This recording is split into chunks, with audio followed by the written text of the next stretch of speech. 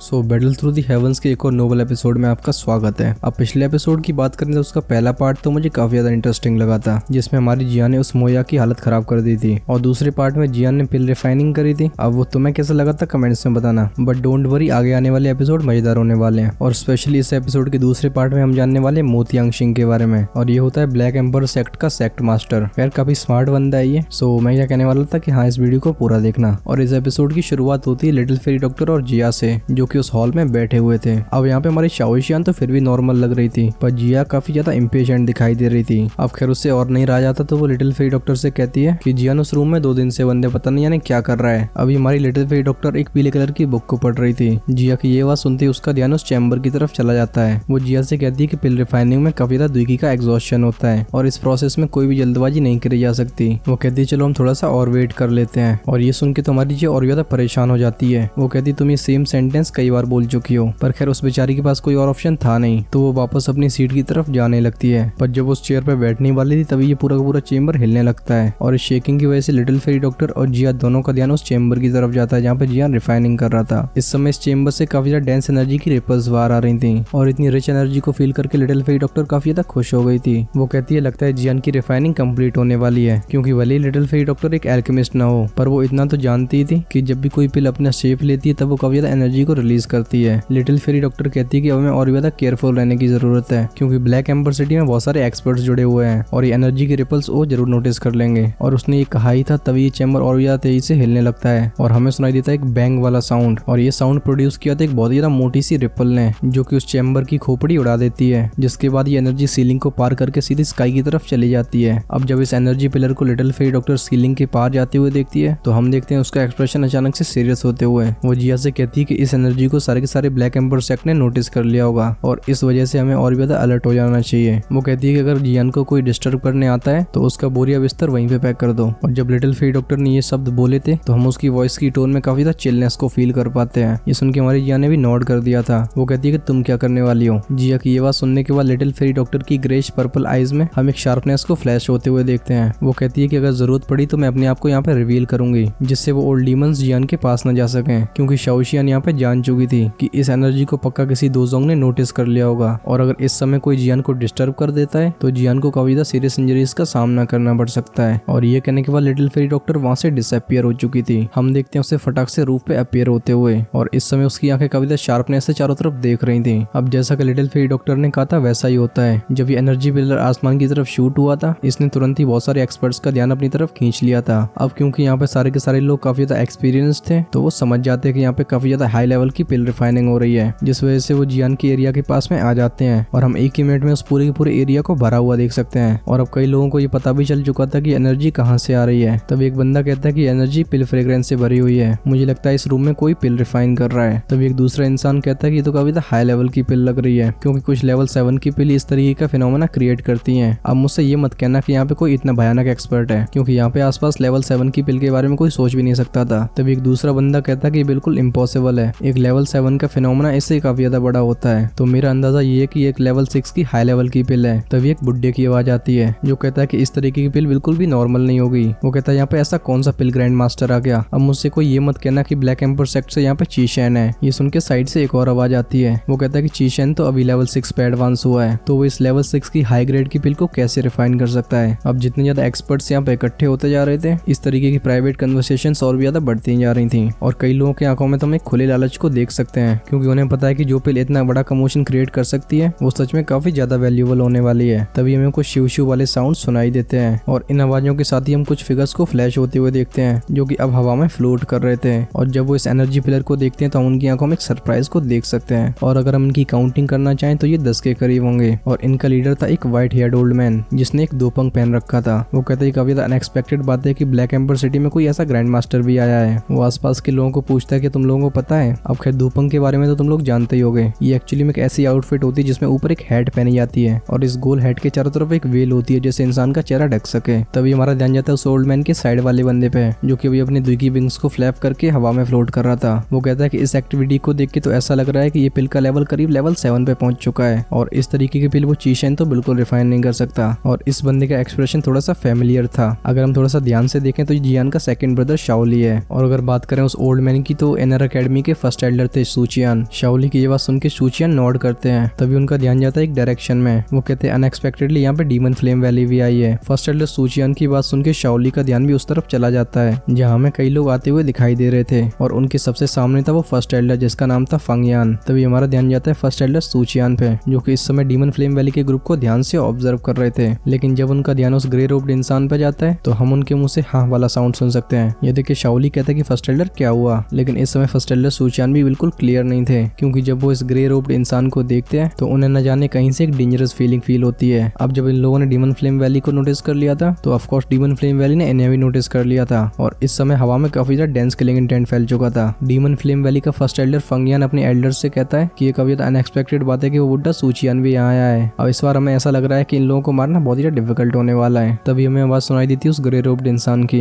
वो कहता है जब समय आएगा तो सबके साथ ये भी नहीं बचने वाला, लेकिन मैं तो अभी उस पिल रिफाइनर के बारे में ज्यादा क्यूरियस हूँ, क्योंकि जिस लेवल की ये पिल रिफाइन कर रहा है उससे ये बात तो क्लियर हो जाती है कि ब्लैक एम्बर्स एक्ट के चीशन से काफी ज्यादा आगे है। बस मुझे ये समझ में नहीं आ रहा है कि इस ब्लैक कॉर्नर रीजन में ऐसा कब से एल्केमिस्ट हो गया। ये सुन के फंगयान अपना सिर हिलाने लगता है। वो कहता है इस बारे में तो मुझे भी नहीं पता, पर इस ऑक्शन की वजह से चारों तरफ से कई एक्सपर्ट्स जुड़े हैं और मुझे लगता है ये एल्केमिस्ट भी इनमें से एक होगा। तभी हम दोबारा उस ग्रे रोब्ड इंसान की अजीब सी आवाज को सुनते हैं। वो कहता है तुम्हारी ये बात तो ठीक है, पर मैं इस बात से सरप्राइज फील कर रहा हूँ कि ये बंदा एक्चुअली में यहाँ पे पिल रिफाइन करने की कोशिश कर रहा है और सिचुएशन से तो ऐसा लग रहा है कि अभी इसका काफी ज्यादा क्रूशियल मोमेंट है और इस समय अगर कोई इसे डिस्टर्ब कर देता है तो उस पिल का डिस्ट्रक्शन तो दूसरी बात है, पहले तो इस पिल रिफाइनर को ही काफी ज्यादा डीप बैकलैश का सामना करना पड़ेगा। अब ये बात सुन के उस नलायक फंगयान के फेस पे एक स्माइल आ जाती है। वो कहता है मिस्टर आप मुझे बस अपना ऑर्डर बताओ, क्योंकि इस लेवल के एल्केमिस्ट की सोल काफी ज्यादा पावरफुल होगी। और फंगयान के ये शब्द बस उसके मुंह से निकले ही थे तभी हमें लिटिल फेरी डॉक्टर की आवाज सुनाई देती है। वो कहती है जो भी इस एरिया के 100 फीट दायरे में आएगा वो अपनी हालत का खुद ही जिम्मेदार होगा। और जिसके बाद हम एक बहुत ही ज्यादा भयानक लेवल के ऑरे को फैलते हुए देखते हैं और इस ऑरे को फील करके सारे के सारे एक्सपर्ट्स के फेस चेंज हो गए थे, क्योंकि ये ऑरा था एक एलीट दोजोंग का। और जो कुछ लोग इस एरिया के क्लोज थे जब वो लिटिल फेरी डॉक्टर के किलिंग इंटेंट को फील करते हैं तो उनके बैक में एक चिल फैल जाती है। हम उन्हें फटाक से विड्रॉ होते हुए देखते हैं। इस ऑरे को फील करके फंगयान भी काफी ज्यादा स्टंड रह गया था। उसे ये समझ में नहीं आ रहा था कि ब्लैक कॉर्नर रीजन में इतनी यंग दोजोंग कब से होने लगी। वो कहता है समखना ये लड़की कैसे एक दोजोंग हो सकती है। और जब फंगयान ये सब शॉक वॉक फील कर रहा था तभी लिटिल फेरी डॉक्टर की एक और चिल्ली आवाज आती है और डीमन फ्लेम वैली के लोग जब इस किलिंग इंटेंट को फील करते हैं तो उनकी तो एकदम खतरनाक तरीके से हवा टाइट हो जाती है। लिटिल फेरी डॉक्टर कहती है कि मैं तुम्हें बस 10 सेकंड का टाइम दे रही हूँ और इतने टाइम में तुम यहाँ से नहीं फूटे तो फिर तुम्हारा क्या क्या फूटेगा ये तो मुझे भी नहीं पता। अब हालांकि इस आवाज से फंगयान की भी चिल फैल गई थी, पर ब्लैक कॉर्नर रीजन में काफी ज्यादा बार हुआ नहीं कि फंगयान पे कोई चिल्लाया हो और स्पेशली अभी तो उसके साथ में ये ग्रे रोब्ड मैन था। और जब फंगयान कुछ बोलने वाला था तभी उस ग्रे रोब्ड मैन की आवाज उसके कान में आती है। वो कहता है हमें यहाँ से अभी थोड़ा सा विड्रॉ कर लेना चाहिए, क्योंकि फाइट करने का टाइम अभी आया नहीं है और एक एलीट दोजोंग से पंगे लेना कोई हंसी खेल नहीं है। ये सुन के फंगयान थोड़ा सा स्टार्टल्ड हो गया था, पर खैर उसके पास विड्रॉ करने के अलावा कोई ऑप्शन भी नहीं बचा था। और जब आसपास के लोग डीमन फ्लेम वैली के लोगों को विड्रॉ करते हुए देखते हैं तो वो लिटिल फेरी डॉक्टर की तरफ देख के एक ऑफ फील कर रहे थे। वो कहते हैं कि एलीट दोजोंग होना सच में कोई ऑर्डिनरी चीज नहीं है। और जब डीमन फ्लेम वैली का ग्रुप विड्रॉ कर लेता है तो अब आसमान में बस शाओली का ग्रुप बचा हुआ था। इस समय शाओली की फर्स्ट एल्डर सूचियान से आंखों ही आंखों में बात हो रही थी और जब उनका ग्रुप वहां से ऑटोमेटिकली विड्रॉ करने वाला था तभी उनके कान में लिटिल फेरी डॉक्टर की हल्की सी सरप्राइज्ड वॉइस जाती है। वो कहती है तुम लोग शाओगेट से हो। लिटिल फेरी डॉक्टर के मुंह से ये बात सुन के शाओली थोड़ा सा सरप्राइज हो जाता है। वो सूचियान से एक बार ग्लैंसेस एक्सचेंज करके नॉड कर देता है। हम देखते हैं उसे अपने दोनों हाथ कप करते हुए। वो अपने आप को इंट्रोड्यूस करते हुए कहता है कि मेरा नाम शाओली है और मैं शाओगेट का डेप्यूटी चीफ हूँ। लेकिन बात करते टाइम भी शाओली अपनी बॉडी की इस दुखी को सर्कुलेट कर रहा था, क्योंकि जिस तरीके से लिटिल फेरी डॉक्टर ने शाओगेट के बारे में पूछा था शाओली को ऐसी फीलिंग आती है कि वो शाओगेट के बारे में कुछ जानती है, पर इस दोजोंग लेवल की वॉरियर से शाओली कभी नहीं मिला था। तो जब तक लिटिल फेरी डॉक्टर के इंटेंशंस क्लियर नहीं हो जाते हैं तब तक शाओली पूरे अलर्ट मोड में था। और जब तक शाओली अलर्ट मोड में था हम एल्डर सूचियान की आंखों को एकदम सॉलिडिफाई होते हुए देखते हैं, क्योंकि वो सेंस कर पा रहे थे कि लिटिल फेरी डॉक्टर की इतनी कम एज के बाद भी स्ट्रेंथ काफी ज्यादा खतरनाक थी और अगर सच में ये औरत उनके साथ कोई एनिमिटी रखती है तो आज उनके लिए काफी ज्यादा खराब दिन साबित होने वाला था। क्योंकि दूसरी तरफ डीमन फ्लेम वैली भी किसी मौके का इंतजार कर रही थी। जब लिटिल फेरी डॉक्टर शाओली की आवाज सुनती है तो हम देखते हैं उसके ऑरे को धीरे धीरे करके कम होते हुए। वो कहती है कि आप थोड़ा सा साइड में चले जाओगे, क्योंकि मैं नहीं चाहती हूँ कि इस पिल रिफाइनिंग में कोई दिक्कत आए। अब भले इस वॉइस में कोई ज्यादा इमोशंस नहीं दिख रहे हो, लेकिन फिर भी लिटिल फेरी डॉक्टर शाओगेट की तरफ काफी ज्यादा रिस्पेक्ट से पेश आ रही थी। और ऑफ कोर्स इस चीज को नोटिस करके कई लोग बिल्कुल कंफ्यूजन में जा चुके थे। उन्हें ये समझ में नहीं आ रहा था कि शाओगेट कब से इतने खतरनाक इंसान को जानने लगे। और जब लिटिल फेरी डॉक्टर के बात करने का तरीका बदलता है तो हम डीमन फ्लेम वैली के लोगों के एक्सप्रेशन भी चेंज होते हुए देखते हैं। फंगयान एक ग्लूमी एक्सप्रेशन के साथ कहता है कि शाओगेट कब से इस औरत को जानने लगा, और अगर ये खबर कहीं सच निकलती है तो उनकी डीमन फ्लेम वैली के लिए काफी बड़ी मुसीबत खड़ी होने वाली थी,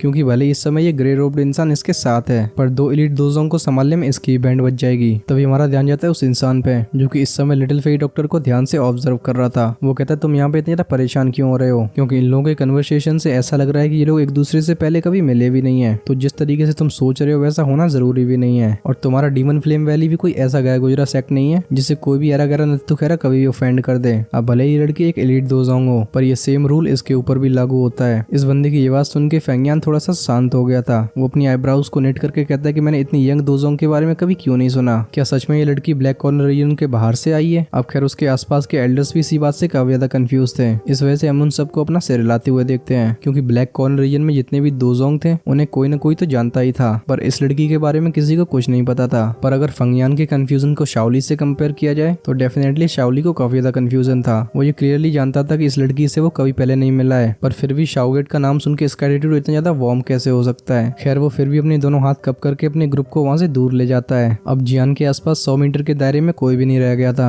ऑफ कोर्स यहाँ पे हमारी लिटिल फेरी डॉक्टर को छोड़ दिया जाए, लेकिन फिर भी थोड़ी दूरी पे कई लोग इकट्ठे हो रखे थे। क्लियरली इन लोगों का इंटरेस्ट इस फिल्म में काफी ज्यादा था। जब शाओली का ग्रुप वहां से विड्रॉ करता है, हम ब्लैक एम्बर प्रोवेलियन के अंदर से कुछ फिगर्स को आते हुए देखते हैं जो कि 100 मीटर के दायरे से बाहर जाके रुक जाते हैं। और जब हमारा ध्यान इन लोगों के लीडर पे जाता है तो हमें दिखाई देता है एक ओल्ड मैन जिसने पीले कलर की रोब को पहन रखा था और इस समय हवा में एक स्माइल के साथ फ्लोट कर रहा था। और इसकी जो रोब थी वो पाइथन जैसे धागों से बनी हुई थी और जब इन पे सनलाइट पड़ती तो ये धागे एकदम रियल पाइथन्स की तरह लगते थे। और इनमें से हम थोड़ा सा अनयूजुअल प्रेशर को भी एमिट होता हुआ देखते हैं। और इस ओल्ड मैन के पीछे था वो मोया और वो रेड फेस्ड ओल्ड मैन जिसने अभी एल्केमिस्ट के कपड़े पहन रखे थे। ऑफ कोर्स हम यहाँ पे उसी की बात कर रहे हैं जो कि ब्लैक एम्बर सेक्ट का चीफ एल्केमिस्ट था और जिससे 1000 मेडिसिनल हाउस में जियान से कॉन्फ्लिक्ट भी हो गया था। और जब ये लोग यहाँ पे इस तरीके से अपीयर होते हैं तो ये कई लोगों का ध्यान अपनी तरफ भी खींच लेते हैं। और इन्हें देख के कई लोगों के फेस पे एक सरप्राइज वाला एक्सप्रेशन था। एक बंदा कहता है ये तो एक्चुअली ब्लैक एम्पर सेक्ट के लीडर हैं जिनका नाम मो शिंगटियान है। तभी दूसरा बंदा कहता है कि मैंने सुना है मो शिंगटियान ने 10 साल पहले दोजांग में एडवांस कर लिया था। अनएक्सपेक्टेड बात है कि इस एनर्जी ने इन्हें भी डिस्टर्ब कर दिया। तभी हमारा ध्यान जाता है उस मो शिंगटियान पे जो सबसे पहले फर्स्ट एल्डर सूचियान को देखता है, जिसके बाद उसकी नजर जाती है डीमन फ्लेम वैली की तरफ। लेकिन जब उसका ध्यान लिटिल फेरी डॉक्टर की तरफ जाता है तो हम उसके फेस पे एक सरप्राइज को फ्लैश होते हुए देखते हैं। यहाँ पे क्लियरली लिटिल फेरी डॉक्टर की ब्यूटी और उसकी यंग एज की वजह से पूरी तरीके से स्टैंड रह गया था। तभी मो शिंगटियान के पीछे देखते हैं मोया को, जिसकी नजर भी लिटिल फेरी डॉक्टर के ऊपर चली जाती है। वो एक सरप्राइज के साथ कहता है कि ये तो वही लड़की है, क्योंकि पिछले कुछ दिनों से मोया लगातार लिटिल फेरी डॉक्टर से मिलने की कोशिश में था। पर इशू बस ये था कि लिटिल फेरी डॉक्टर अपने कमरे से बाहर ही नहीं आ रही थी। जब ये आवाज मो शिंगटियान के कान में जाती है तो वो पूछता है तुम इसे जानते हो, क्योंकि अगर वो किसी भी तरीके से इस लेवल के एक्सपर्ट से अच्छी रिलेशनशिप रखते हैं तो ये इनके ब्लैक एम्बर सेक्ट के लिए काफी ज्यादा फायदेमंद चीज है। मो शिंगटियान की आवाज सुन के मोया थोड़ी सी हेजिटेशन के साथ कहता है कि हम बस एक बार मिले हैं, तो यहाँ पे मैं ये तो नहीं कह सकता हूँ कि इसे मैं अच्छे से जानता हूँ। और इस समय वो लिटिल फेरी डॉक्टर के लिए अपनी अफेक्शन को भी बिल्कुल नहीं हाइड कर रहा था। मोया आगे कहता है कि जो पिल रिफाइन कर रहा है वो वही यंग लड़का है जिसे एल्डर ची ने मेंशन किया था, क्योंकि एल्डर ची का इसके साथ 1000 मेडिसिनल हाउस में थोड़ा सा पंगा हो गया था। लेकिन ये बहुत ज्यादा अचंभे की बात है कि इतनी कम एज में इतनी खतरनाक लेवल की एल्केमी स्किल्स रखता है। अब खैर मो शिंगटियान इस कॉन्फ्लिक्ट वाली बात को तो एक कान से दूसरे कान में निकाल देता है, क्योंकि इतने अच्छे पिल ग्रैंड मास्टर से दुश्मनी करना कोई भी नहीं चाहेगा। और इस समय मो शिंगटियान के फेस पे एक सीरियस एक्सप्रेशन आ चुका था। तभी हमारा ध्यान जाता है उस ची शैन पे जो कि मो शिंगटियान के पीछे खड़ा हुआ था और इस समय उसका चेहरा एकदम लाल पीला नीला हो रहा था। क्लियरली वो जियान से काफी ज्यादा जेलस फील कर रहा था, क्योंकि 1000 मेडिसिनल हाउस में उसने ये तो पता लगा ही लिया था कि जियान एक एल्केमिस्ट है, पर जियान की स्किल्स इतनी ज्यादा हाई लेवल पे होंगी ये उसने कभी अपने सपने में भी नहीं सोचा था। लेकिन उसके लिए सबसे ज्यादा हेट्रेड वाली बात थी कि जियान इतनी कम एज में इतनी खतरनाक एल्केमी स्किल्स को पोजेस करता है, क्योंकि वो खुद एक बुढ़ा हो चुका था और तब जाके वो लेवल 6 पे कुछ समय पहले ब्रेक थ्रू कर पाया है। अब जियान की इन अचीवमेंट्स की वजह से मोया भी काफी ज्यादा अनकंफर्टेबल फील कर रहा था, क्योंकि मोया खुद बहुत ज्यादा घमंडी इंसान था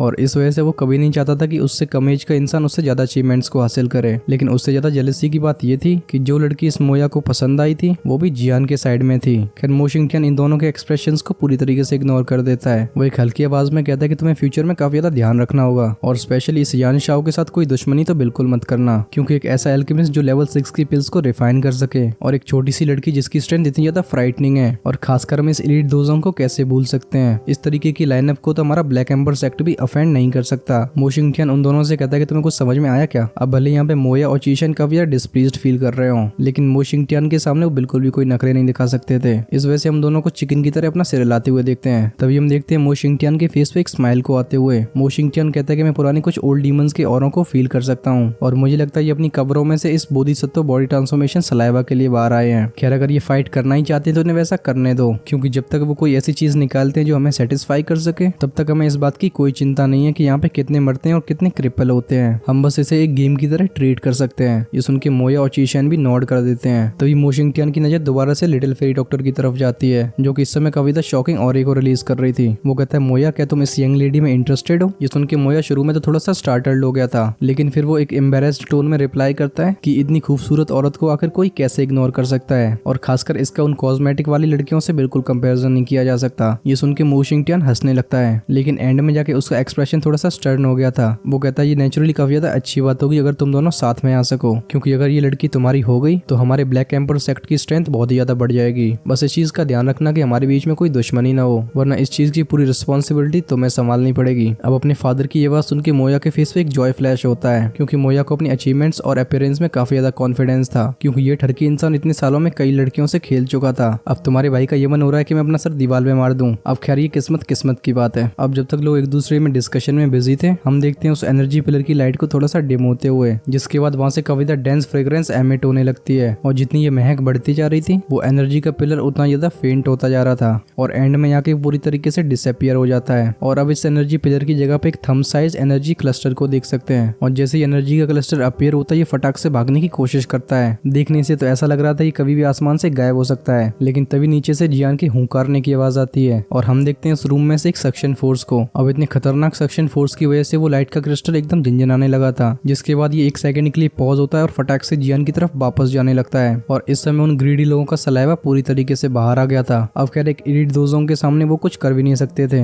इस वजह से ये पिल सबके सामने से डिसअपियर हो जाती है, और इस पिल के साथ ही लिटिल फेरी डॉक्टर भी मूव करने लगती है, जो कि अगली सेकंड में खुद भी डिसअपियर हो जाती है। अब क्योंकि यहाँ से पिल ऑलरेडी जा चुकी थी तो ग्रेजुअली उसकी फ्रेग्रेंस भी स्कैटर होने लगी थी। अभी हम कई लोगों को डिसअपॉइंटमेंट की वजह से अपना सिर लाते हुए देख सकते हैं। फिर भी कई लोग तो यहाँ पे इस वजह से वेट कर रहे थे क्योंकि वो इस पिल ग्रैंड मास्टर की रियल आइडेंटिटी के बारे में जानना चाहते थे, पर जियान शुरू से एंड तक बिल्कुल भी अपीयर नहीं होता है। अब इसके बाद वो समय आ चुका था जिसकी वजह से ये पूरा का पूरा मामला क्रिएट हुआ है। ऑफ कोर्स हम यहाँ पे उस ऑक्शन के स्टार्ट होने की बात कर रहे हैं। अब क्योंकि तुम्हारा भाई ऑलरेडी परम ज्ञानी है तो तुम्हारे एक्साइटमेंट के लिए स्पॉयलर्स को ना देते हुए कुछ चीजें वैसे ही बता देता हूँ। अब भले ये पूरा auction Bodhisattva boy transformation saliva की वजह से फेमस हो, पर जो चीजें जियान को यहाँ से मिलने वाली हैं वो उसके फ्यूचर में काफी ज्यादा काम आएंगी। पर इससे पहले मेरी जुबान फिसले और तुम्हारा मजा खराब हो जाए, हम इसकी एक्सप्लेनेशन को यहीं पे खत्म करते हैं। लेकिन आपको इसकी चिंता करने की कोई जरूरत नहीं है, क्योंकि तुम्हारा भाई कल इसका नया एपिसोड लेके आ जाएगा और उसका नोटिफिकेशन तुम्हें सबसे पहले मिल जाए। तो जिन लोगों ने सब्सक्राइब नहीं किया वो फटाक से उस बटन को दबा सकते हो, क्योंकि बहुत ही ज्यादा भयंकर सरप्राइज की बात है, ये बिल्कुल फ्री है। अब देखो ऐसी बात नहीं है कि मैं एपिसोड्स को बहुत जल्दी फिनिश नहीं कर सकता हूँ, बल्कि स्टोरी को शॉर्ट वे में अगर मैं एक्सप्लेन करूंगा तो वो मेरे लिए भी काफी ज्यादा आसान बात है। लेकिन यहाँ पे जिस तरीके से मैं एक्सप्लेन कर रहा हूँ ये तुम्हें फ्यूचर में समझ में आएगा, क्योंकि शुरू से जब कोई इसको बिंज वॉच करेगा तो हो सकता है उसे रियल एपिसोड्स को देखने की जरूरत भी न पड़े। और अगर तुम्हें इस बात में बिलीव नहीं होता है तो BDTH नोबल की प्लेलिस्ट में डिस्क्रिप्शन में दे दूंगा, और उसके एपिसोड्स को तुम सीरियल वाइज एक बार ट्राई करके देखना। अब खैर इस बारे में तुम्हारी क्या राय है कमेंट्स में जरूर बताना। चलो आगे मैं एक फिल्मी डायलॉग मार ही देता हूँ। तो सीन कुछ ऐसा है कि तुम्हारे बिना मैं अधूरा हूँ, मेरे बिना तुम। I know it's cliche but ठीक है बोल दिया। खैर अगर तुमने इससे पिछला वाला एपिसोड नहीं देखा तो तुम लेफ्ट साइड में क्लिक करके देख सकते हो, और नेक्स्ट एपिसोड रिलीज होती है आपको मैं राइट साइड में अवेलेबल करवा दूंगा। So do check that out. हम मिलते हैं वीडियो के उस पार, तब तक के लिए अपना ध्यान रखना। Tata bye bye.